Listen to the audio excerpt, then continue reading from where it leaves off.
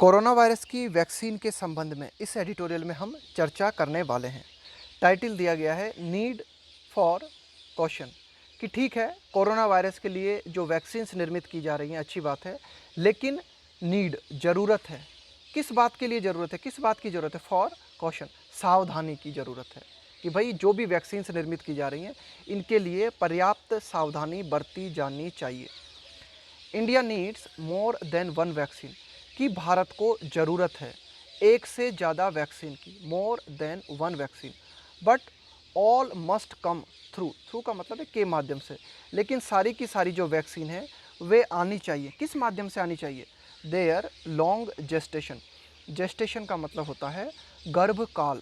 Gestation का मतलब होता है किसी भी चीज़ के डेवलप होने में जो प्रॉपर टाइम लगता है ना, वो पूरा प्रॉपर टाइम, उसको कहा जाता है जेस्टेशन। तो एडिटोरियल कहता है कि वैक्सीन निर्मित की जानी चाहिए, भारत को ज़रूरत है एक से ज़्यादा वैक्सीन्स की, लेकिन जो सारी की सारी वैक्सीन्स हैं वे अपने प्रॉपर जेस्टेशन पीरियड को कंप्लीट करने के बाद में मार्केट में आनी चाहिए।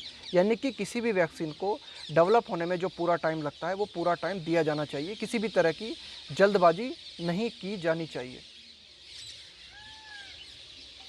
रशियाज़ कैंडिडेट वैक्सीन फॉर कोविड-19 कि भाई रशिया की जो वैक्सीन है फॉर कोविड-19, रशिया ने कोविड-19 के लिए एक वैक्सीन की है, कैंडिडेट वैक्सीन। कैंडिडेट का मतलब है सूटेबल, है ना, उपयुक्त, कि भाई रशिया ने जो उपयुक्त वैक्सीन कोविड-19 के लिए विकसित की है, अपीयर्स वो जो वैक्सीन है वो प्रतीत होती है टू हैव फाउंड।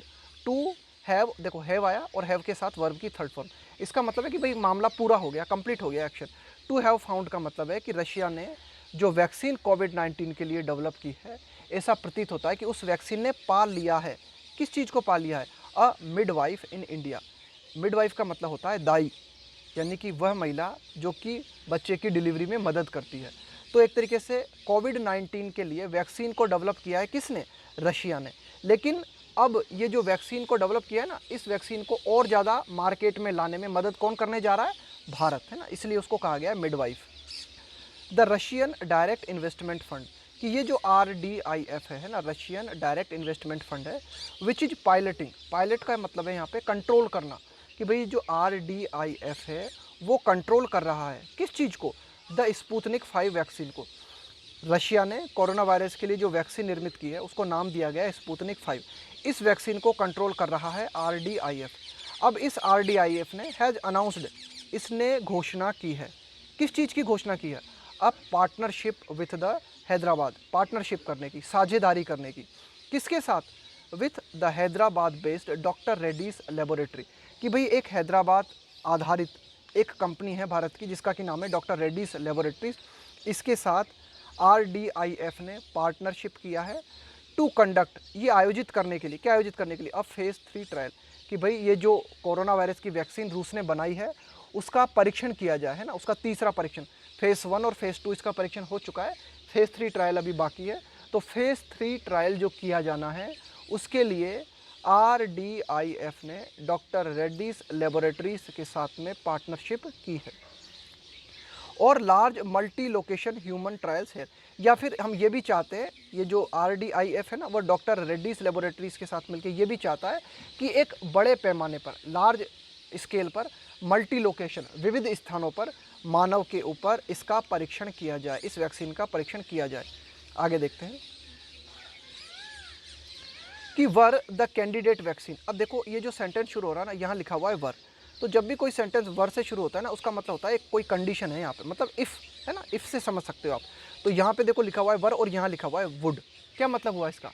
कि यदि ऐसा होता है तो ऐसा होगा, यदि ऐसा होता है तो ऐसा होगा।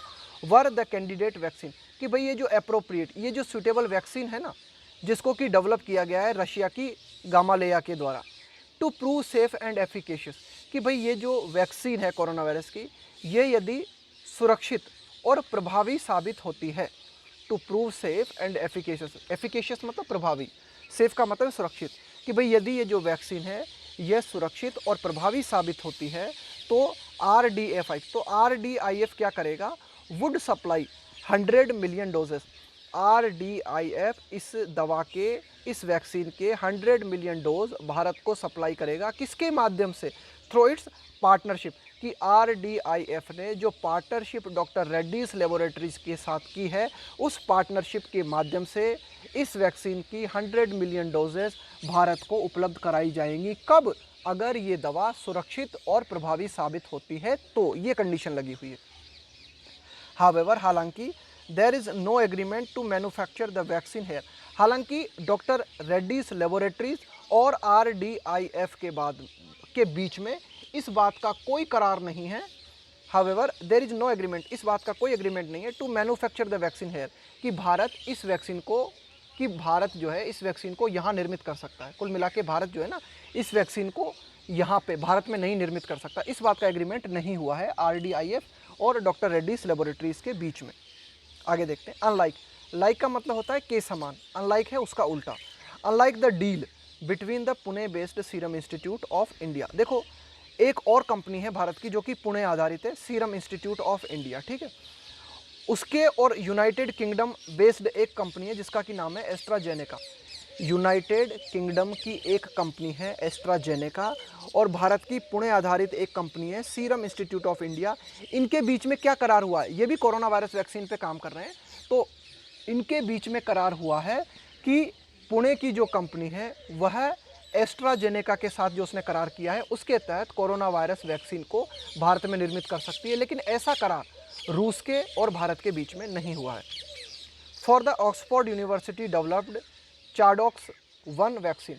तो ये जो यूनाइटेड किंगडम की ये जो कंपनी है ना एस्ट्राजेनेका, इसने क्या किया है, ऑक्सफोर्ड यूनिवर्सिटी द्वारा एक वैक्सीन डेवलप की गई है जिसका कि नाम है चाडॉक्स 1, उसका एग्रीमेंट भारत के साथ किया है। और इस एग्रीमेंट के तहत ये बात भी की गई है कि भारत इस वैक्सीन को भारत में निर्मित कर सकता है। Sputnik 5 is being developed as a 2 dose vaccine. अब ये जो रूस की जो वैक्सीन है ना स्पुतनिक 5, इसे विकसित किया जा रहा है किस रूप में? 2 डोज वैक्सीन है ना, यानी कि इस वैक्सीन के, यदि स्पुतनिक 5 है ये जो वैक्सीन है अगर सफल होती है तो इस वैक्सीन के हमें 2 डोज लेने पड़ेंगे on a human adenovirus vaccine platform. फिलहाल इसका परीक्षण जारी है, किस पे? Human adenovirus vaccine platform. Adenovirus क्या है? एक तरीके का वायरस होता है ये, और ये भी व्यक्ति के श्वसन तंत्र को प्रभावित करता है। तो एडिनोवायरस पर इस स्पुतनिक 5 का परीक्षण अभी जो है किया जा रहा है। सेवरल वैक्सीन्स, विविध वैक्सीन्स है ना, कई vaccines that are in development, जो कि विकसित की जा रही हैं, आर ऑल्सो बीइंग डिप्लॉयड। देखो, डिप्लॉयड का मतलब होता है तैनात करना, जैसे कि बॉर्डर पर सेना तैनात की जाती है ना, इसी तरह से होता है डिप्लॉयड का मतलब। दूसरा डिप्लॉयड का मतलब है किसी चीज़ को प्रयोग में लेके आना, किसी चीज़ का उपयोग करना। तो कई vaccines that are in development, जो कि विकसित होने की अवस्था में हैं, आर ऑल्सो बीइंग डिप्लॉयड, उनको भी प्रयोग में लिया जा रहा है ऑन सिमिलर प्लेटफॉर्म, उनको भी सिमिलर प्लेटफॉर्म, यानी कि उनको भी एडिनोवायरस प्लेटफॉर्म में है ना, यानी कि उनके विविध जगह पर परीक्षण उन वैक्सीन्स के चल रहे हैं। And the evidence so far is, और ये जो विविध परीक्षण विभिन्न वैक्सीन्स के चल रहे हैं, हमारे पास अब तक प्रमाण क्या है? सो फार का मतलब है अब तक। तो इन वैक्सीन्स के जो परीक्षण चल रहे हैं अब तक, इन वैक्सीन्स के प्रमाण हमारे पास ये हैं, is that none of these has been commercially approved, कि अब तक कोरोना वायरस की किसी भी वैक्सीन को व्यापारिक रूप से मंजूरी नहीं दी गई है मानव के ऊपर प्रयोग करने की। ध्यान रखना, none of these has been, कि इनमें से किसी भी वैक्सीन को व्यापारिक रूप से मंजूरी नहीं दी गई है कि भाई इन दवा का प्रयोग मानव के ऊपर किया जा सके for use in humans. Though यद्यपि there is an experimental vaccine for Ebola, हालांकि ये जो इबोला वायरस है इसके लिए हमारे पास एक एक्सपेरिमेंट के तहत एक वैक्सीन है जिसका प्रयोग करने की अनुमति मानव पे दी गई है, लेकिन फिर भी अगर हम इसको छोड़ दें तो किसी भी वैक्सीन को अभी मानव के ऊपर प्रयोग करने की इजाज़त, मंजूरी नहीं दी गई है। आगे देखते हैं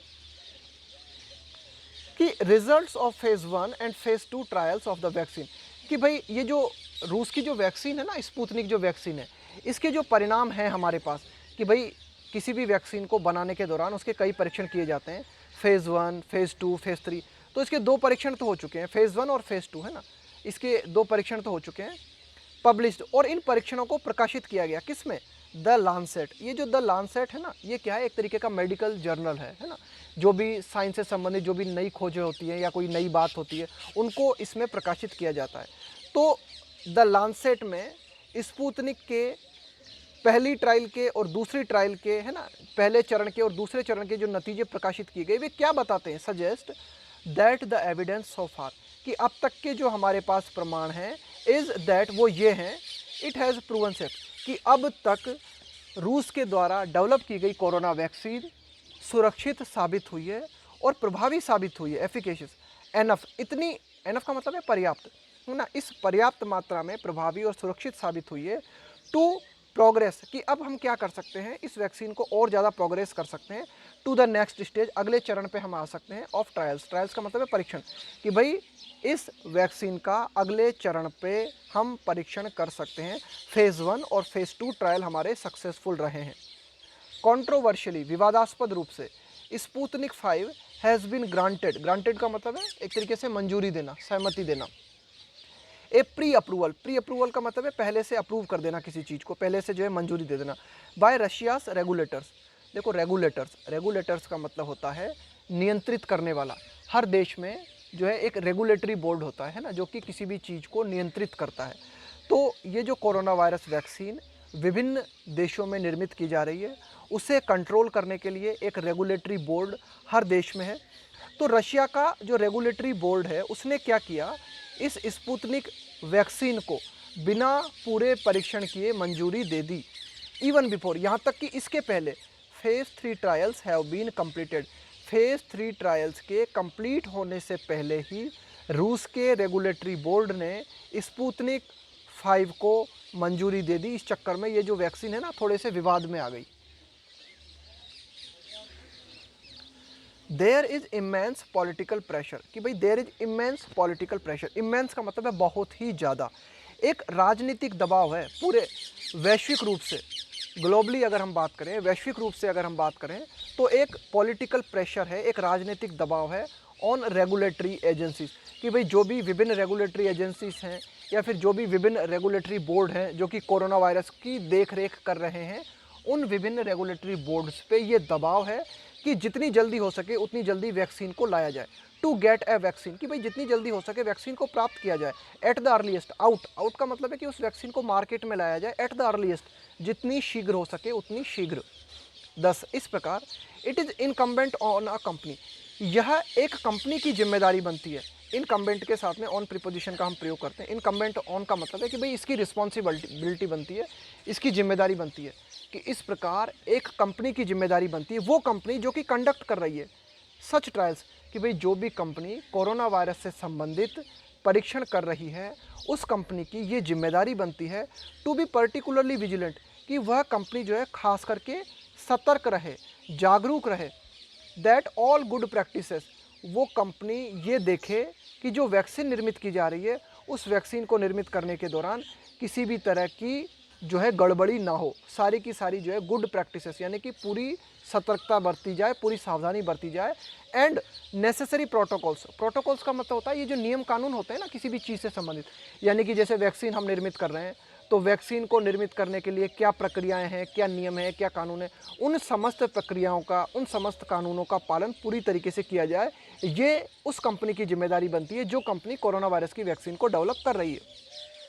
तो उस कंपनी को देखना चाहिए कि भाई जो भी प्रोटोकॉल्स हैं आर स्क्रप्लसली, स्क्रप्लसली का मतलब होता है सावधानी पूर्वक, फॉलोड का मतलब है अनुसरण करना, कि भाई जो भी नियम कानून किसी भी वैक्सीन को निर्मित करने के दौरान पालन करने होते हैं, उन कानूनों का पालन पूरी तरीके से सावधानी पूर्वक किया जाए। It is well acknowledged, acknowledged का मतलब होता है मानना, स्वीकारना, इट इज़ वेल एक्नॉलेज्ड। अब ये बात जो है ना बहुत अच्छी तरीके से मानी जाती है, इस बात को बहुत ही अच्छी तरीके से स्वीकारा जाता है, that 2/3 of the most common vaccine produced globally are made in India. इसका मतलब ये हुआ कि भाई ये बात सभी को पता है कि जो भी सामान्य वैक्सीन्स निर्मित की जाती हैं पूरे विश्व में, उन वैक्सीन्स का 2/3 हिस्सा सिर्फ भारत में निर्मित किया जाता है। कुल मिला के भारत जो है वैक्सीन के प्रोडक्शंस में आप ये कह सकते हो कि सबसे आगे है ना, कि भाई जो मोस्ट कॉमन वैक्सीन, जो भी सामान्य वैक्सीन्स निर्मित की जाती हैं, उनका 2/3 हिस्सा सिर्फ भारत में निर्मित किया जाता है। आगे देखते हैं। The serum institute has committed, कि भाई ये जो भारत का जो सीरम इंस्टीट्यूट है, इसने प्रतिबद्धता दिखाई है टू प्रोड्यूसिंग, किस बात के लिए प्रतिबद्धता दिखाई है भारत के सीरम इंस्टीट्यूट ने, टू प्रोड्यूस करने के लिए, उत्पादन करने के लिए 100 million doses of its vaccine for India. कि भाई सीरम इंस्टीट्यूट ने कहा है कि वो क्या करेगा, भारत के लिए 100 मिलियन डोज वैक्सीन की प्रोड्यूस करेगा।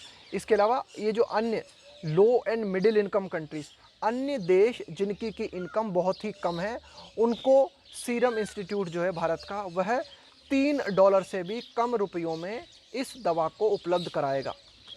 रिपोर्टेडली, इस बात की रिपोर्ट हमें प्राप्त हुई है, किस बात की रिपोर्ट हमें प्राप्त हुई है, half of these are for India.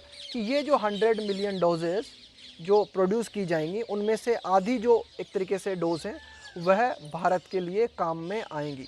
All in all, कुल मिला के हम ये कह सकते हैं, देयर सीम्स का मतलब है प्रतीत होना, प्रतीत, टू बी का मतलब है होना, कि ऐसा प्रतीत होता है, a guarantee for only about 150 million doses for India. All in all there seems to be a guarantee for only about 150 million doses for India. अब देखो ये जो स्पुतनिक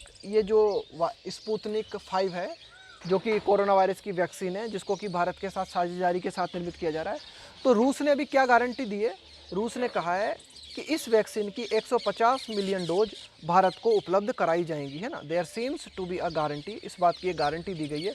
इस गारंटी को याद कर लेना, स्पेलिंग मिस्टेक्स में बहुत ज़्यादा पूछी जाती है, कि 150 मिलियन जो डोज हैं वह भारत को उपलब्ध कराई जाएंगी। गिवन का मतलब होता है देखते हुए, ध्यान में रखते हुए, which given the country's population is minuscule. अब रूस भारत को कोरोना वायरस की ये जो 150 मिलियन डोज उपलब्ध कराएगा, ये बहुत कम है। मिनिस्कल का मतलब है काफ़ी कम मात्रा में। भारत की जनसंख्या को देखने के लिए, भारत की जनसंख्या को देखते हुए, जो कि अरब में है, भारत की जनसंख्या को ध्यान में रखते हुए, जो कि बहुत ज़्यादा है, तो ये जो डोजेस प्रोवाइड कराई जाएंगी ना, 150 मिलियन डोज, ये बहुत कम है। आगे देखते हैं। All of this of course का मतलब है स्वाभाविक, डजेंट अकाउंट फॉर का मतलब है कि भाई ये जिम्मेदार नहीं है, the vaccines that are being indigenously developed in India. अब ये जो 150 मिलियन डोज होंगी ये अलग है, इसके अलावा भारत स्वदेशी रूप से कोरोना वायरस की वैक्सीन को डेवलप करने में लगा हुआ है। ये दोनों डोज अलग अलग हैं, है ना, कि भाई 150 मिलियन डोज तो सेपरेट हैं।